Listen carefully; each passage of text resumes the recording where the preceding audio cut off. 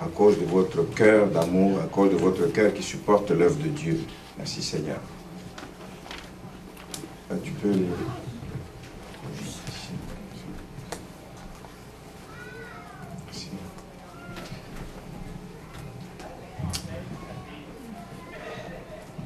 On va se lever, le moment est important.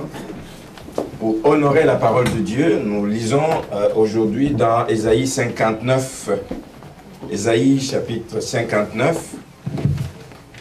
On va lire les... Je vais m'arrêter aux 8 premiers versets. Ésaïe 59. Je répète, pourquoi nous nous levons? Parce que c'est la parole du roi des rois que l'on va lire. C'est comme s'il se tenait devant et c'est lui qui parle à son peuple. Amen. Amen. Alors nous devons l'honorer comme ça. Non, la main de l'Éternel n'est pas courte, n'est pas trop courte pour sauver, ni son oreille trop dure pour entendre. Mais ce sont vos crimes qui mettent une séparation entre vous et votre Dieu. Ce sont vos péchés qui vous cachent sa face et l'empêchent de vous écouter. Car vos mains sont souillées de sang et vos doigts de crime. Vos lèvres profèrent le mensonge, votre langue fait entendre l'iniquité. Nul ne se plaint avec justice, nul ne plaide avec droiture. Ils s'appuient sur des choses vaines et disent des faussetés. Ils conçoivent le mal et enfantent le crime. Ils couvent des œufs de basilic. Dans d'autres versions, ils couvent des œufs d'aspic. Et ils tissent des toiles d'araignée. Celui qui mange de leurs œufs meurt, et si l'on en brise un, il en sort une vipère. Leurs toiles ne servent point à faire un vêtement, et ils ne peuvent se couvrir de leur ouvrage. Leurs œuvres sont des œuvres d'iniquité, et les actes de violence sont dans leurs mains. Leurs pieds courent au mal, et ils ont hâte de répandre le sang innocent. Leurs pensées sont des pensées d'iniquité. Le ravage et la ruine sont sur leur route. Ils ne connaissent pas le chemin de la paix, et il n'y a point de justice dans leur voie. Ils prennent des sentiers détournés. Quiconque y marche ne connaît point la paix. Seigneur, merci parce que tu veux que nous ayons la paix. Alors aide-nous, Seigneur, à réaliser ce que tu attends de nous pour que nous ne tombions pas dans le piège dans lequel le peuple d'Israël est tombé à cette époque. Que nous puissions marcher droit devant tes yeux, tes voies, que nous puissions te suivre pas à pas, que nous puissions te plaire jour après jour dans les moindres détails de notre vie. Que ta parole nous fasse du bien ce matin. Laisse que, Seigneur, elle puisse trouver une place de choix dans notre cœur, qu'elle nous aide à changer, qu'elle nous aide à nous conformer, Seigneur, à ce que tu attends de nous, afin que ta gloire éclate dans nos vies et dans l'Église. Au nom de Jésus. Amen. Amen. Place. Voici un texte dur, un texte qu'on n'aime pas souvent entendre, mais un texte qui est tiré quand même de la parole de Dieu. Un texte difficile à avaler, mais qui est la vérité de Dieu, parce qu'il connaît son peuple. Alors, nous tendons vers la fin de l'année. C'est un temps où tout le monde pense à faire le bilan de son année. Il reste juste quelques mois. Et donc, on aimerait savoir, c'est quoi que j'ai reçu comme bénédiction, c'est quoi que j'ai eu comme problème durant l'année. C'est un moment où, normalement, on est supposé se réjouir de l'intervention de Dieu, de ce qu'il a fait dans nos vies durant l'année, et de manière dont il nous a secourus et de manière dont il nous a fait du bien. Nous sommes en ce temps-là. Et j'espère qu'en faisant votre bilan de l'année, ou commencez déjà à faire le bilan de l'année, vous allez vous apercevoir, vous allez vous rendre compte combien le Seigneur est bon, combien le Seigneur est grand, combien le Seigneur vous a fait du bien. Ça, c'est une première parenthèse que j'ai voulu ouvrir. Et je voudrais revenir plutôt au texte pour vous situer le contexte. Quand Ésaïe a dit ces choses, qu'est-ce qui se passait exactement au niveau du peuple d'Israël? C'est un texte qu'on connaît bien, qu'on a déjà lu, qu'on a déjà entendu maintes et maintes fois. Mais il se situe dans l'histoire d'Israël, au moment où le peuple d'Israël revenait de l'exil. Ils ont vécu longtemps en exil, et au retour de leur exil, quand ils reviennent de l'exil, ils ont vécu des choses parce qu'ils avaient des promesses que Dieu leur avait faites. Je vous ramènerai dans votre pays et c'est un pays que vous allez aimer. C'est un pays où vous allez voir le désert changer en étang, en oasis. Ça va être un bon temps. Ça va être un bon temps. Quand le peuple revient de captivité, ils s'attendent à ces choses. Ils s'attendent à voir le désert. C'est un pays désertique changé en étang, en oasis. Ils s'attendent à voir ce que la Bible dit, que la terre aride soit changée en source d'eau. Ils s'attendent à voir Jérusalem qui avait été détruite, rebâtie, leur capitale, la ville du Seigneur. Ils s'attendent à voir Jérusalem rebâtie, mais rebâtie plus belle et plus peuplée. Ils s'attendent à de grandes choses qui faisaient partie de la promesse de Dieu, qui faisaient partie des espoirs, l'espoir qu'ils avaient dit, waouh, nous rentrons enfin dans notre pays, nous allons revivre dans Jérusalem, nous allons voir la main de Dieu, nous allons voir des choses changer, nous allons voir même les nations environnantes venir nous servir. C'était la promesse de Dieu. Les nations environnantes vont être au service d'Israël. Mais quelle déception ils n'ont pas eu. Ils reviennent dans une atmosphère de joie. Ils reviennent dans une atmosphère avec beaucoup d'engouement et beaucoup d'allégresse en se disant, waouh, nous allons vivre des merveilles, nous allons vivre des grandes choses, nous allons voir la main de Dieu telle qu'il a promis. Mais regardez, très très vite, à peine ils rentrent, la situation de joie, la situation d'allégresse qu'ils s'attendaient vivre, les a menés à vivre une situation difficile, une situation déplorable, une situation contraire à leurs attentes, une situation contraire à ce qu'ils espéraient voir. À la tête de la nation, il y avait des chefs, mais des chefs cupides, qui ne voyaient que leur intérêt, qui ne voyaient que leur poche, tous les avantages pour eux, tous les bienfaits pour eux. Ils veulent prendre toute la place. Ils oublient le peuple qu'ils ont à diriger. Des chefs cupides. La Bible parle même des ivrognes. C'était des gens paresseux qui n'étaient là juste pour imposer le peuple, donner des impôts, payer des impôts, pour qu'on boive, pour qu'on s'amuse, pour qu'on fasse des choses qui nous plaisent, oubliant le peuple. Oubliant le peuple. C'était des gens incapables. Qu'est-ce qui s'est passé dans le peuple d'Israël à leur retour? D'abord, sur le plan matériel, le pays a été ravagé par la pauvreté. Ravagé par la pauvreté. C'était comme un champ de ruines. La Bible parle de Jérusalem comme étant une ville désolée. C'était la désolation. La Jérusalem belle, plus peuplée qu'ils attendaient, ce n'était pas le cas. C'était la désolation autour d'eux. Ça, c'est sur le plan matériel. Sur le plan social, c'était l'oppression. L'oppression des pauvres par les riches. Ça, c'est l'histoire vécue par le peuple d'Israël. Vous revenez de la captivité, vous vous dites, merci Seigneur de nous avoir libérés. Merci pour les promesses que tu nous as faites. Merci pour les promesses d'abondance que tu nous as faites. Mais ce n'est pas ce que nous voyons sur le plan matériel. Sur le plan religieux, évidemment, c'était pire encore. Pensez pas qu'avec des responsables à la tête du peuple, des responsables cupides, qu'ils pouvaient donner la première place au Seigneur. C'est évident que c'était juste, ils continuent à faire le culte, mais c'était un culte d'apparence. Et je ne souhaite à personne de faire un culte d'apparence. Que jamais dans cette église, nous fassions un culte juste d'apparence, où nous sommes tranquilles, nous avons été dimanche, nous avons chanté, nous avons loué, nous avons célébré le Seigneur, mais que le culte soit véritablement un culte d'engagement, un culte d'adoration, un culte qui réjouit le Seigneur, un culte qui va monter comme un parfum de bonne odeur. Ce n'est pas ce que le peuple d'Israël a vécu à ce moment-là. C'était un culte d'apparence, doublé d'idolâtrie. Ils ont commencé à adorer d'autres dieux que le Dieu d'éternité.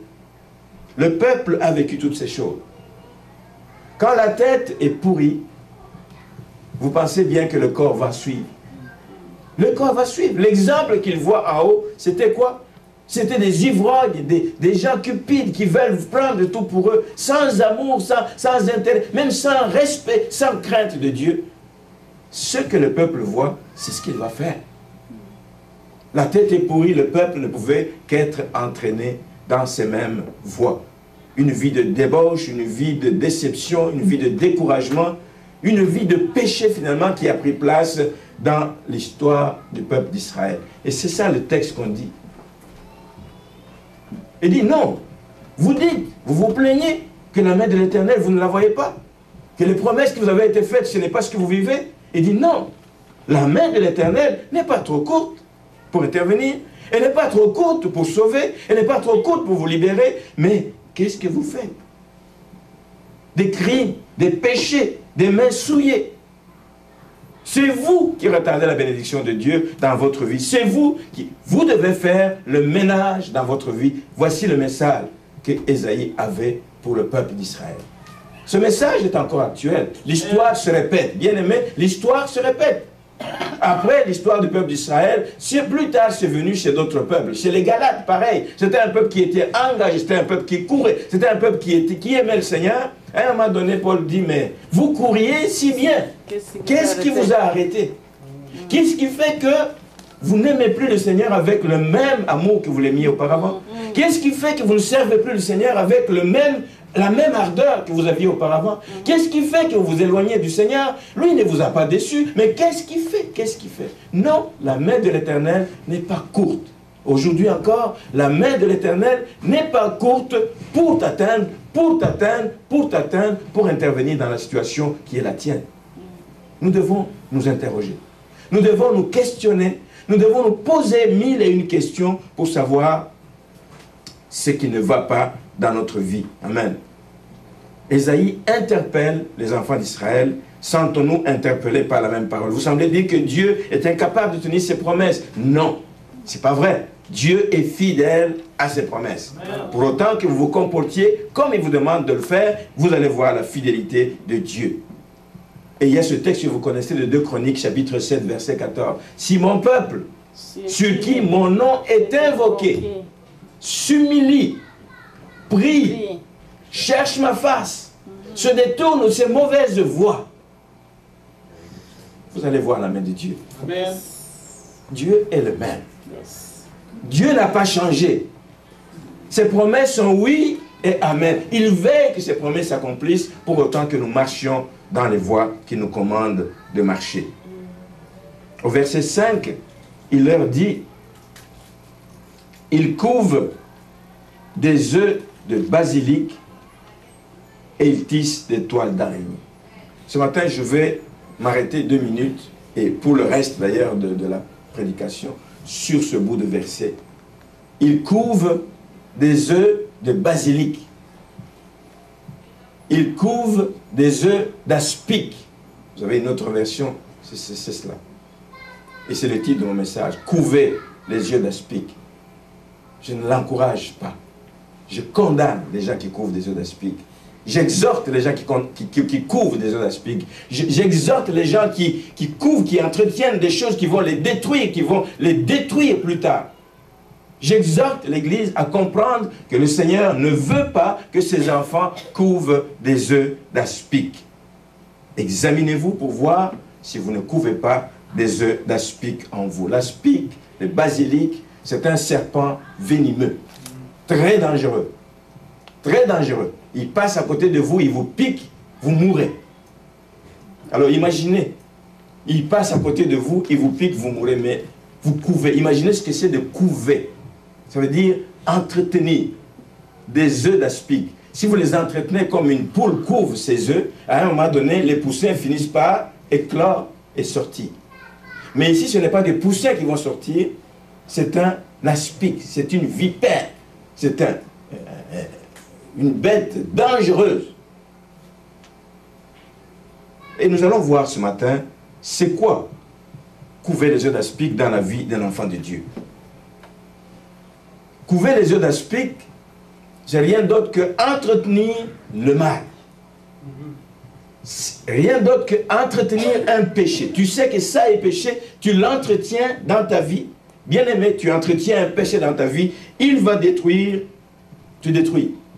Non seulement toi, mais il va détruire aussi ton entourage. Parce qu'une fois que la vipère t'a mordu, elle ne s'arrête pas, elle dit j'ai mordu un homme, c'est fini. Il va aller dans ton entourage, il va piquer encore d'autres personnes. Et si ça se passe dans l'église, imaginez, la vipère va piquer plusieurs personnes dans l'église. Je ne souhaite à personne de couver des œufs d'aspic, parce que nous sommes responsables les uns des autres. Vendredi, pour ceux qui étaient ici, vendredi soir, nous avons eu un temps de prière ici.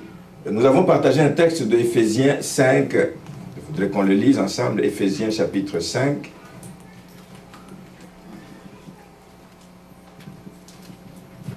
Le verset 15 et 16 qui nous dit ceci. Prenez donc garde afin de vous conduire avec circonspection, non comme des insensés, mais comme des sages. Rachetez le temps, car les jours sont mauvais. Se conduire avec circonspection, c'est avec attention, en veillant que le péché ne prenne pas racine dans nos vies. Amen. Nous savons donc qu'on a invité les gens à prendre le péché très au sérieux. Nous avons partagé vendredi de prendre le péché très au sérieux. Le péché n'est pas une chose banale dans la vie d'un enfant de Dieu. Le péché n'est pas une chose avec laquelle on va s'amuser. Le péché va vous ronger. Si vous ne faites attention, il va vous ronger en douceur, doucement. Vous ne vous rendez pas compte. Un peu comme quand un rat ou je ne sais pas quoi, je ne sais pas si ça existe ici, mais je sais que ça existe en Afrique. Vous dormez, vous avez des rats dans la maison, ils viennent, ils soufflent, il est en train de vous gratter, il gratte. Vous ne vous sentez pas, parce qu'il est en train de souffler. Mais vous vous réveillez le matin, il vous a déjà bouffé une partie du pied ou je ne sais pas quoi. Le péché agit de la même façon. Des petites souris. Le péché des souris. Le péché agit de la même façon.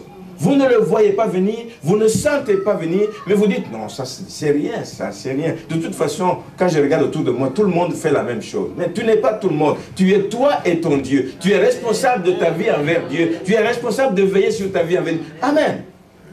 Amen. Amen. Amen. Le péché ronge, le péché détruit des vies au-delà de ce que nous pouvons imaginer. Et le péché, ce n'est pas une grosse pierre qui tombe de quelque part et qui vient entrer dans ta vie. Le péché part des pensées. Tout part de là. Je ne dis pas que si une mauvaise idée vous vient dans la tête, que vous avez péché. Non. Tous, tels que nous sommes, les mauvaises idées passent par notre tête. Mais le mal, c'est de cajoler cette pensée. C'est de la nourrir. C'est de l'entretenir. Voici le mal, voici ce qui tue, voici ce qui fait que le péché s'installe dans la vie. Mais quand une mauvaise pensée vient à l'esprit, je la chasse au nom de Jésus-Christ. Amen. Parce que je suis le temple du Dieu vivant, il ne peut pas y avoir cohabitation entre le mal et le bien en moi. Je chasse cette pensée de ma vie et je me tiens devant le Seigneur. Nous devons fuir le péché, nous devons condamner le péché dans nos vies, nous devons éviter de pécher dans notre vie. Quand ça nous arrive, ressaisissons-nous vite et demandons pardon au Seigneur. Il est juste et bon pour nous pardonner. Amen. Amen. Mais ça commence par les pensées. Ensuite, ça descend au niveau du cœur. Et les pensées, écoutez, c'est un terrain fertile. Ça, je ne peux pas vous cacher. C'est un terrain fertile. Et l'ennemi le sait. Il viendra par toutes sortes de choses. Par ce que vous entendez, par ce que vous voyez. Tu te mets devant la télévision. Toi, tu veux suivre les informations ou tu veux suivre une émission scientifique, paf, une publicité avec des choses, des insanités. Tu ne l'as pas cherché. Mais si tu ne fais pas attention, tu continues à regarder, tu dis, tu commences à nourrir cette pensée en toi. Au contraire, ce que tu peux faire, c'est dire, mais pendant que cette télé passe, puisque ou bien je ferme les yeux, ou je change de poste pendant un temps et je reviendrai à mon émission par la suite. Les pensées, il faut veiller sur nos pensées parce que c'est un terrain fertile, propice pour que l'aspic puisse éclore. Le péché va devenir quelque chose qui va vous nuire à long terme si vous l'entretenez. C'est ça couver les œufs d'aspic. Comme je disais, il faut les chasser au plus vite de ta vie avant que le péché ne puisse éclore avec le risque d'empoisonnement qui vient avec. Maintenant, comme j'ai dit, les œufs d'aspic, ça ne tombe pas du ciel. Quelle est la source? D'où est-ce que ça vient? Comment est-ce que ces œufs entrent dans nos pensées, dans notre cœur par la suite, s'installent et on commence à les couver? Comment cela se fait? Ici, j'ai noté quelques points, 3 sources que je vais évoquer ce matin. Si vous voulez, on peut en trouver 10, 15, 20. Mais j'en ai pris 3 parmi les plus courantes, parmi les choses qui nous nuisent le plus, parmi les choses qui font mal à l'œuvre du Seigneur, parmi les choses qui détruisent les églises, parmi les choses qui éloignent des enfants de Dieu, des voies de Dieu. il y a 3 choses que je veux épingler ce matin. Et vous allez vous rendre compte que ce matin, je ne veux museler personne. Je n'en ai pas les moyens d'abord. Et ce n'est nullement mon intention. Mon intention est d'exhorter. Exhorter pour le bien de chacun d'entre nous. D'abord, la première source, la plus courante, c'est ce que nous entendons. Mieux que ça, je ne dirais pas ce que nous entendons. Parce qu'on peut entendre des choses et ne pas y faire attention. Mais quand nous commençons, nous entendons des choses et que nous y portons un intérêt, ce n'est plus entendre, ça devient écouter. Écouter, c'est dire, ah, il y a des choses là-dedans. Ça m'intéresse. Je veux savoir. Je veux aller plus loin. Dis-moi encore. Dis-moi encore. Quoi d'autre que tu ne m'as pas dit? Quoi d'autre que tu ne sais pas? Ce que nous écoutons. Ce que nous écoutons avec intérêt, qui ne nous construit pas nécessairement, qui ne bâtit pas notre foi, qui ne bâtit pas notre relation avec le Seigneur, qui ne bâtit pas notre relation avec mon frère et ma soeur. Tout ce que tu écoutes et qui ne te permet pas d'avancer, tout ce que tu écoutes et qui risque de t'arrêter, bien aimé, de te bloquer dans ta vie spirituelle, tu es en train de couver les œufs d'aspic. Ça veut dire que tu laisses les œufs d'aspic prendre place dans ton cœur. Et laissez-moi vous dire que si vous laissez entrer les œufs d'aspic dans votre cœur, tu vas l'entretenir. Un jour, ça va éclore en aspic et en basilic et ça va vous piquer mortellement. Ce que nous écoutons. Il y a beaucoup de choses auxquelles nous faisons attention qui sont véhiculées dans tous les sens. Certains faits qui sont réels, d'autres qui sont que des fables, d'autres qui sont que des inventions, des pensées, d'autres qui sont que des pensées que l'ennemi met dans la tête et dans la bouche de quelqu'un. On véhicule ces choses, on commence à se questionner, on ne se pose même pas de questions. Puis-je vérifier, mais on y croit et on les prend comme parole d'évangile. Ce que nous écoutons peut devenir des œufs d'aspic. Et si nous les couvons, bien aimés, vous connaissez la suite. Ce que j'encourage l'Église de faire, je l'ai dit, ce n'est pas de museler les gens. À ce moment-là, il n'y aura plus de communauté, il n'y aura plus de vie, les gens ne se parleront plus. Si on commence à se méfier de tout le monde, ça ne va plus. Par contre, il y a des réactions qu'en tant qu'enfants de Dieu, nous pouvons prendre. La première chose, c'est qu'il faut se questionner sur la motivation. Celui qui vient me dire telle chose, est-ce qu'il me le dit pour que je prie? Est-ce qu'il me le dit pour que j'agisse? Est-ce qu'il me dit juste parce qu'il a le plaisir de propager une information? En quoi ça me bénit? En quoi ça me fait avancer? En quoi ça fait avancer l'œuvre de Dieu? En quoi ça me rapproche du Seigneur? Voici les questions que l'on doit se poser. Ce que nous écoutons, est-ce que nous écoutons avec intérêt? Je peux aller voir quelqu'un et lui dire des choses par amour. Par amour, parce que je veux que la personne change. Je veux que la personne avance. Je veux que la personne gagne du terrain. Je veux que la relation de la personne soit meilleure qu'avant avec le Seigneur. Je peux aller dire des personnes, mais ça s'appelle dire ça avec amour. Je vais écouter cette personne qui vient me dire des choses par amour et je vais faire attention à ça. Parce que ça va me pousser à faire quoi? À prier. À prier.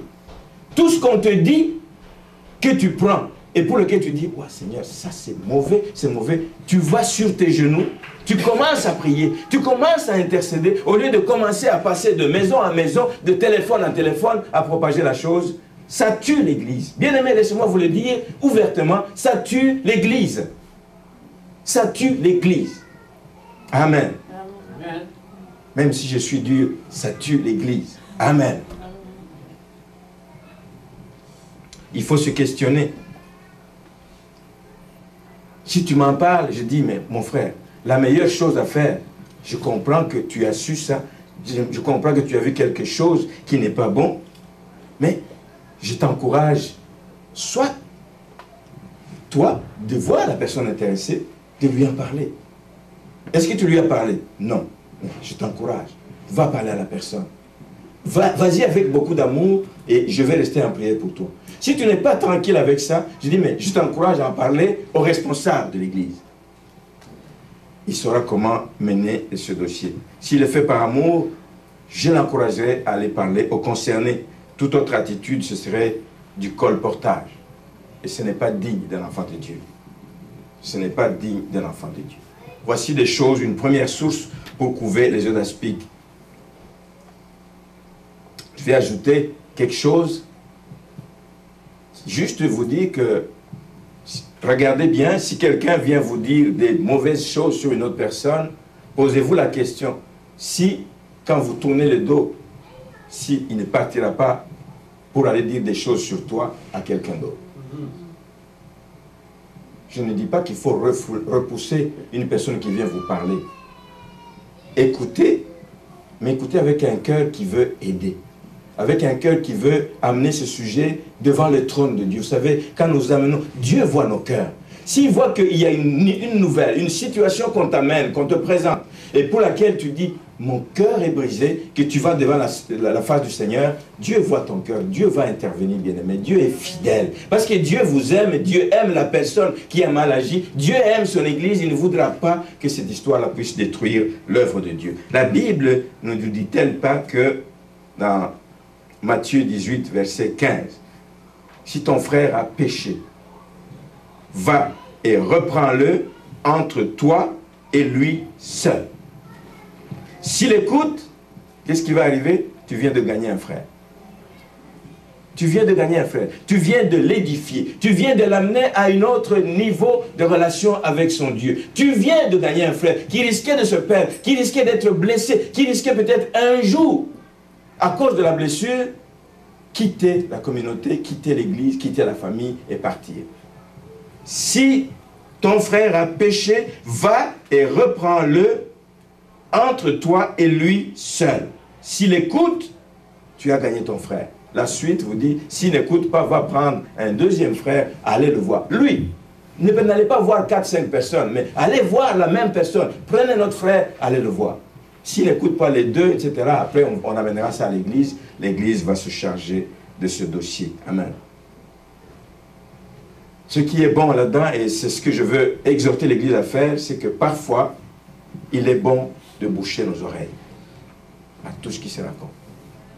Mais de dire, je vais prier. Mon frère, tu m'as dit des choses, je vais prier. Point. Je vais prier. Ma contribution, ça va être ma prière. Dieu voit mon cœur, je vais me mettre à genoux, je vais pleurer devant le Seigneur et le Seigneur agira. Première source qui permet aux gens de couver des eaux d'aspic, c'est ce que nous écoutons. Il se raconte des choses entre enfants de Dieu. Il se dit toutes sortes de choses entre enfants de Dieu. Ça s'arrête juste à l'échange. On ne prend même pas le temps de dire, maintenant que nous en avons parlé, prions. Prions. Amen. Première source, c'est ce que nous écoutons. La deuxième source, c'est le manque de vérité ou le refus de la vérité. On peut dire la vérité à quelqu'un, mais il la refuse. Ça aussi, c'est destructeur. Le manque de vérité. Le psaume 17, verset 3. Psaume 17, verset 3. On dit ceci. Si tu sondes mon cœur, si tu le visites la nuit, si tu m'éprouves, tu ne trouveras rien. Ma pensée n'est pas autre que ce qui sort de ma bouche. La vérité. Si tu sondes mon cœur, si tu le visites la nuit, c'est David qui parle à l'Éternel. Si tu sondes mon cœur, si tu le visites la nuit, si tu m'éprouves, tu ne trouveras rien. Ma pensée n'est autre chose que ce qui sort de ma bouche. C'est la vérité. Ce qui sort de ma bouche, c'est la vérité. Et bien aimé en tant qu'enfant de Dieu, nous devons dire la vérité. Sinon, le péché de mensonge va nous rattraper toujours. Toujours. Tout de suite, tu ne verras rien, mais un jour, le mensonge te rattrapera. Rappelez-vous l'histoire de David, après avoir péché, commis l'adultère avec Bathsheba. Un péché en appelle un autre. Il commet le péché avec Bathsheba, ça le conduit jusqu'à même aller tuer un innocent, le mari, le meurtre d'Uri, son mari. Mais, aussitôt que c'est arrivé dans les oreilles de Nathan, le Seigneur l'envoie. Le Seigneur l'envoie, va dire la vérité à David. Autour de David, il y a bien d'autres personnes qui ont vécu ces circonstances. Il y a bien d'autres personnes qui étaient témoins, qui savaient réellement ce qui se faisait, qui savaient même ce qui se tramait quand ils voulaient faire tuer Uri. Les gens le savaient, mais personne n'avait le courage d'aller voir David et lui dire les choses en face. Nathan a pris le courage de ses deux mains parce que le Seigneur le lui a demandé et il est allé lui dire. Et tant qu'on ne lui avait pas dit la vérité, tant qu'il n'acceptait pas cette vérité, d'ailleurs qu'il connaissait, lui-même dit dans le psaume 32, verset 3, il dit, tant que je n'avais pas confessé ma faute, mes os se consumaient, je me détruisais en dedans de moi-même. La vérité est importante. Et le manque de vérité est une source d'éclosion des œufs d'aspic au niveau de la vie des enfants de Dieu. Le manque de vérité, le refus de la vérité. On vient devant toi, on te dit la vérité, tu renies la vérité, tu es en train d'entretenir quelque chose qui va te détruire. Combattons, Seigneur, combattons, bien-aimés, tout ce qui nous empêche de marcher dans la voie du Seigneur. Combattons tout ce qui nous empêche, ce qui ne plaît pas au Seigneur. Et Nathan est allé avec beaucoup de sagesse. Je ne vais pas relire l'histoire dans 2 Samuel, les chapitres 11 et 12. Je l'ai lu hier soir, je vous encourage à aller lire ça vous-même. Il est allé, pas en face pour le dire, sans sagesse, en disant, David, voilà ce que tu as fait. Non, il lui a raconté une histoire. Il lui a raconté l'histoire. Quelqu'un qui avait des brebis, on est venu le lui arracher. Et David a écouté tout ça. Il dit, oh, comment il peut traiter comme ça un pauvre monsieur avec très peu de brebis. Mais lui, il en a beaucoup, mais il veut tout prendre les brebis de celui-là qui n'en a que 2 ou 3. Comment est-ce qu'il peut faire des choses comme ça? Il dit, mais ce type-là doit être condamné. Il a été virulent même dans sa réaction. Et Nathan lui a dit, David, cette personne, c'est toi. Oh, Jesus. Et il a compris tout de suite. Parfois, il faut user de sagesse quand nous allons parler à un frère. Nous n'allons pas lui cracher toute la vérité comme ça, pam, en face. Il faut de la sagesse. Il faut se préparer dans la prière. Il faut se préparer dans... Seigneur, guide-moi, éclaire-moi, aide-moi à y aller parce que je vais y aller avec amour pour aider cette personne. Il est allé avec beaucoup de sagesse et David a reconnu sa faute, il s'est repenti et Dieu l'a pardonné. Alors, la vérité libère. La vérité libère. Et Dieu veut que la vérité soit au fond de notre cœur. Psaume 51, verset 8. Dieu veut que la vérité soit au fond, soit le mobile de nos vies, que tout ce que nous disions, que tout ce que nous voulons propager, soit la vérité, que nous nous assurions que nous sommes en train d'annoncer la vérité. La vérité libère. Même quand elle est dure, elle libère. Amen. La vérité libère. Mais Dieu veut qu'elle soit au fond de notre cœur, au lieu qu'au fond de notre cœur, il y ait des œufs d'aspic ou de basilic. Dieu veut qu'il y ait la vérité au fond de notre cœur. Alors veillons dans cette église que la vérité règne dans l'église et ayons le courage. Ce qui nous arrête beaucoup, ce qui tue beaucoup de personnes, ce qui fait mal à beaucoup de gens dans l'église, ils n'ont pas le courage de dire la vérité. La vérité est bonne à dire parce qu'elle va libérer l'autre personne. Amen. Si vous ne dites pas la vérité, vous gardez quelqu'un captif. Il faut lui dire la vérité pour qu'il puisse être libéré. Ayons donc le courage de dire la vérité, mais avec beaucoup de sagesse et beaucoup d'amour. Et Dieu est capable, quand il voit votre cœur, il est capable de vous donner la sagesse qu'il faut pour aller dire des choses à l'autre personne. La troisième source de ce venin que l'on peut entretenir en nous sans le savoir, c'est le manque de pardon. Et pourtant, on sait que le pardon est une puissance qui libère. Le pardon est une puissance qui libère. Y a-t-il des gens qui ont déjà expérimenté le pardon véritable, le pardon qui change, qui libère? Tu te sens libre, tu vois la personne comme tu la voyais auparavant, avec des yeux d'amour. Le pardon, bien-aimé, ne change rien physiquement. Extérieurement, il n'y a rien de changé. Quand j'ai pardonné une personne, physiquement, il n'y a rien qui change. Oui, quand même un peu. Parce que des fois, quand on est pardonné, on est rayonnant. Et quand on a pardonné, on est rayonnant. Parce qu'on se sent dégagé, on se sent libéré de tout ce qui nous bloquait, tout ce qui nous empêchait d'aller de l'avant. Donc le manque de pardon est une façon de couver les œufs d'aspic. Si on ne voit rien extérieurement, quand je dis que j'ai pardonné, chez la personne que j'ai pardonnée et chez moi-même, physiquement, on ne verra rien. Mais ça se passe à l'intérieur. Les libérations sont intérieures. Et elles sont vraies quand vous le faites de tout votre cœur. Quand vous le faites sans faire du bluff. Amen. La parole, le manque de pardon est quelque chose qui nuit beaucoup à beaucoup d'enfants de Dieu. Je sais que ce n'est pas un exercice facile de pardonner quelqu'un. Mais je vous ai donné des exemples tout à l'heure, quand je parlais avec François pour l'employé de mon secteur, que j'ai exhorté, j'ai dit, va voir ton père, va le voir, va lui dire que tu le pardonnes. Quand tu dis que tu vas le voir, tu le libères. Il était enchaîné. Il aime ses enfants, mais il n'a pas la possibilité, il n'a pas le courage. Il se dit, je vais être jugé, on va me rebiffer, on va me repousser. Mais quand tu le pardonnes et tu le confesses de ta bouche, parce que ça vient du fond du cœur, tu libères l'autre personne. Et il a libéré son père est tombé dans les bras de son fils. Depuis lors, la communion est rétablie, ils peuvent se voir, ils peuvent se fréquenter. La puissance du pardon est quelque chose que nous ne devons pas négliger. Amen. Le pardon, le vrai pardon, qui ne couvre pas les œufs d'aspic, je vais vous dire aussi ce qu'il n'est pas. Le vrai pardon, ce n'est pas un cessez-le-feu. Vous savez ce que c'est le cessez-le-feu? On dit, bon écoutez, nous sommes en guerre, mais à cause de Noël, bon, pas d'armes pendant 2-3 jours, mais après 2-3 jours, ça recommence. Ça, ce n'est pas le pardon. Ce n'est pas un cessez-le-feu. Quand tu pardonnes pour toujours. Amen. Tu dis, je veux faire la paix, mon frère. Je veux faire la paix et je te pardonne. Tu ne pardonnes pas pour contre-attaquer par la suite. Tu ne pardonnes pas pour te réjouir plus tard du malheur de l'autre. Il y a des gens qui sont comme ça. Ils disent, je l'ai pardonné. Il m'a fait du mal, je l'ai pardonné. Puis un jour, quelque chose de malheureux arrive, il dit, je savais. Je savais. Il est en train de payer ses péchés. As-tu pardonné? As-tu pardonné? Le vrai pardon libère, bien-aimé. C'est un travail ardu.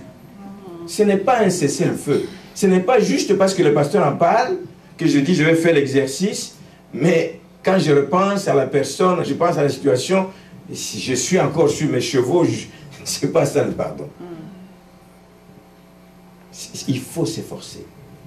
Demander l'aide du Seigneur. Seigneur, tu vois mon cœur. Je suis vrai vis-à-vis de toi. Je veux pardonner. Je veux être libéré de ce poids. Je le veux, Seigneur. Je le désire. Viens à mon secours. Dieu va te donner la force de le faire et de le réaliser. Amen. Amen. Donc, ce n'est pas un cessez-le-feu en attendant une occasion pour contre-attaquer ou une occasion pour se réjouir du malheur de l'autre en tenant des langages qui ne doivent pas sortir donc, de la bouche d'un enfant de Dieu. Il y a des choses qu'on doit bannir. Tu ne peux pas dire, je l'ai pardonné. Ah, mais là, il paye ses fautes. Hein. Je savais que ça allait lui arriver un jour. Non, ce n'est pas ça. Et tu n'as pas vraiment pardonné. Amen. Voici 3 sources que j'ai voulu épingler ce matin. Et je vous ai dit que quand on couvre les œufs d'aspic, couver, c'est entretenir. Les œufs que l'on couvre sont entretenus pour qu'il ne reste pas des œufs, mais pour qu'il en sorte quelque chose. Quand on les couvre, il va sortir un oiseau, un poussin, il va sortir un serpent, il va sortir quelque chose. Les œufs d'aspic, ne vous attendez pas que vous couvez des œufs d'aspic et qu'il va en sortir un oiseau. Il va en sortir une vipère qui va vous piquer et qui va piquer votre environnement, qui va faire du mal autour de vous. Donc il y a des conséquences. Il y a des conséquences quand on couvre les œufs d'aspic. Une des conséquences, à partir du verset 7, on le dit dans le texte de Ésaïe 59, à partir du verset 7, on dit, il dit, leurs pieds, les gens qui couvrent les œufs d'aspic, c'est évident que leurs pieds courent au mal. Ils ont hâte de répandre le sang. Et regardez toute la suite des conséquences qui arrivent quand on couvre les œufs d'aspic. Il y a des conséquences fâcheuses. Et plus concrètement, pour parler de la vie chrétienne, quelqu'un qui a couvert les œufs d'aspic, quand les œufs d'aspic ont éclos, quand le serpent sort, et le serpent n'est rien d'autre dans la vie d'un enfant de Dieu que le diable, il va vous piquer, il va vous faire mal, il va vous décourager, il voudra que vous n'avanciez pas dans votre vie chrétienne. Qu'est-ce qui va arriver? Il y aura la perte de motivation. Perte de motivation, plus d'intérêt pour les choses de l'Église, plus d'intérêt pour les choses de Dieu, plus de participation à l'Assemblée. Je ne veux plus rien savoir. Toi qui étais habitué, les jours de l'agapé, tu amènes, les jours de ci, toutes les activités, tu es là. Puis tout d'un coup, tu disparais. Ça va développer aussi l'hypocrisie. Tu vas faire semblant. Tu vas paraître. Hypocrite, dans le sens originel du mot, c'est acteur. Quelqu'un qui est hypocrite, c'est un acteur. Il joue la comédie. Il joue la comédie. Devant des frères, alléluia. Mais derrière, c'est d'autres choses. Ne portez pas de masque en tant qu'enfant de Dieu. Mais si vous couvrez les yeux d'aspic, vous allez vivre avec des masques sur vous. Vous allez vivre avec des masques. Ôtez les masques. Ôtez les masques. Demandez la grâce au Seigneur. Donc, les pieds couverts, le mal, perte de motivation, pas de participation à la vie de l'Église, ça ne vous intéresse plus. Ça ne vous intéresse plus. Vous allez développer de l'hypocrisie. Vous allez être des gens qui jouent à la comédie, simplement. Le Seigneur vous voit. Personne d'autre peut-être peut vous voir, mais le pasteur peut même ne pas le voir, mais le Seigneur, il va rire de vous. Mais tu perds ton temps. Qu'est-ce que tu fais là? Amen. Quand tu fais ça, tu élèves des mains souillées. Quand tu fais ça, tu deviens tiède. Malheur à ceux qui sont tièdes, parce que le Seigneur va les vomir, comme l'église de Laodicée. Le Seigneur n'aime pas les chrétiens tièdes. Ils aiment les chrétiens. Soyez froids, on sait que vous êtes froids. Soyez chauds, bouillants. Mais ne soyez pas tièdes. Parce que ceux qui sont tièdes, nous disons et nous répétons jour après jour, Christ revient bientôt. Dans quel état il va te trouver tiède? Si tu es tiède, il va te vomir. Il va te vomir. Voici ce que ça apporte quand on couvre les œufs d'aspic. Et les gens tièdes, ça donne de la nausée au Seigneur. Pas intéressant à voir, pas beau à voir. Je souhaite ça à personne. Ce qui va arriver, c'est que vous allez vous refroidir. Et peut-être comme conséquence finale, vous risquez de rentrer dans le monde, et ça c'est la pire des choses. Quand vous rentrez dans le monde, l'ennemi dit, waouh, tu m'avais échappé. Cette fois-ci, je vais te tenir de tous côtés. Avant, je te tenais par la main, tu m'as échappé, mais je vais te tenir par les deux mains, je vais te tenir par les deux pieds. Si tu rentres dans le monde, c'est la pire des choses pour un enfant de Dieu. Des démons de toutes sortes vont venir multiplier par 7 fois plus de démons pour venir te remplir et te garder prisonnier. C'est un risque qui pèse quand on couvre les œufs d'aspic. J'ai lu dans le livre d'un serviteur de Dieu, c'est un Français, qui parle, et je termine par là ce matin, vous raconter comment l'ennemi nous cherche. Il est très subtil. Il raconte l'histoire des citrouilles. Vous savez, les citrouilles, c'est la saison. Hein. Il y en a des grosses, il y en a des petites. Mais alors, imaginez des grosses citrouilles. Il semble qu'il y ait une tactique que les pêcheurs utilisent pour aller attraper des canards. Alors, les canards sont sur l'eau, Et puis, pour les attraper, ils jettent des citrouilles sur l'eau. Ça flotte, n'est-ce pas? Ça va flotter, puis ça va se rapprocher. Et puis les canards vont regarder, et puis ils vont dire, oh, quelque chose d'étranger, qui est inhabituel. Ils vont fuir. Mais le lendemain, ils voient encore des citrouilles. Ils ne m'ont rien fait la fois passée, c'est pas grave. Le surlendemain, ils voient encore des citrouilles. Ils commencent à s'approcher, et puis ils voient que c'est inoffensif. Ils s'approchent, ils commencent à picoter dessus, etc. Et puis, à la fin, quand les canards s'habituent aux citrouilles, ça fait partie de son environnement. Les gens qui veulent attraper les canards, qu'est-ce qu'ils font? Ils prennent des grosses citrouilles, ils les percent par le bas, ils mettent sur la terre. Et il vient par en dessous. Les canards vont voir des citrouilles. Ils vont voir des citrouilles. Mais tu vas arriver, ils ne vont plus fuir parce qu'ils sont habitués à voir les citrouilles. Ils vont être proches des canards, ils vont les attraper comme ça. Voici comment l'ennemi travaille dans la vie des enfants de Dieu. Si tu t'habitues à des petites choses, ce qu'on peut appeler des petits péchés, il n'y en a pas de petits péchés, bien-aimés. Détrompez-vous. Le péché est péché, il faut le fuir, il faut l'abandonner, il faut cesser de faire le mal. Tu t'habitues à des petites choses, à des petits péchés dans ta vie. L'ennemi dit, oh, ça c'est bon là. Là, tu ne vois pas encore qu'on vient, on te cherche. Oh, je suis habitué à voir, je suis habitué. C'est des petites choses là. Et puis de toute façon, dans l'autre église, et puis ailleurs, à côté de moi, et de ce que j'apprends, je vois que les autres font la même chose que nous. Mais ne soyez pas trop dur, ne soyez pas trop sévère dans cette église. Le péché, on doit le dénoncer, bien-aimé, on doit le dénoncer pour que personne ne puisse s'habituer à avoir le péché. Et l'ennemi agit de la même façon. Il va d'abord vous regarder dans les petites choses que vous faites et dire, ok, ça va, ça va. Et puis il viendra, il va vous attraper, il va vous enfoncer, et il va vous nuire, et il va vous tuer. Il ne vient que pour tuer, pour égorger, pour faire du mal. C'est un peu la même chose d'entretenir les œufs d'aspic. Tu ne vois pas, c'est des petites choses, mais quand ça va éclore, ce sera trop tard. Tu seras déjà pris entre les mains de l'ennemi. Évitons. Évitons tout ce qui peut nous nuire dans notre vie chrétienne. Évitons toutes les mauvaises choses qui nous sont familières. On est habitué à écouter. C'est dans toutes les églises comme ça. On raconte, on dit. C'est pas grave, pasteur. Moi, je ne tiens pas compte de ça. Les choses familières sont dangereuses. Si cela ne vous approche pas du Seigneur et que si cela risque de... Alors soyons aux aguets, bien-aimés, en terminant ce matin. Si le Seigneur nous révèle ce matin, à partir d'aujourd'hui, des choses qui risquent d'être comme des œufs d'aspic dans ta vie, nous voulons prendre le temps de prier ce matin. Soyons aux aguets, parce que l'ennemi est rusé, il cherche toujours une occasion pour nous attraper, pour nous enfoncer et finalement pour nous détruire.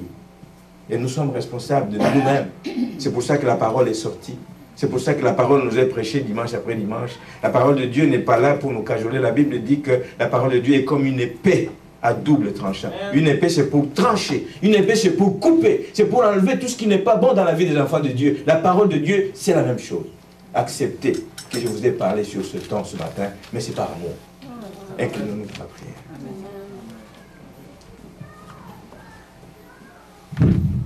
On incline nos têtes dans la prière ce matin.